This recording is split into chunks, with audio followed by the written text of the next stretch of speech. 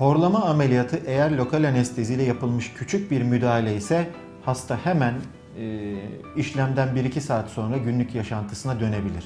Ancak genel anestezi altında yapılan operasyonlardan sonra hastanın yaklaşık bir hafta sonra işine geri dönebileceğini tahmin etmek ya da bunu hastaya ifade etmek gerekir.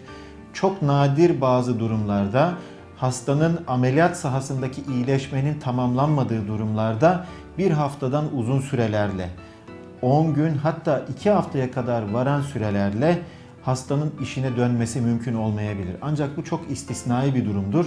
Genel olarak bir haftalık süre burun bölgesine yapılan ameliyatlarda da, boğaz bölgesine yapılan ameliyatlarda da hastanın normal günlük yaşantısına dönmesi için yeterlidir. Hatta birçok hasta 1-2 günlük istirahatten sonra kendini gayet iyi hissetmekte ve günlük yaşantısına dönmeyi kendi talep etmektedir.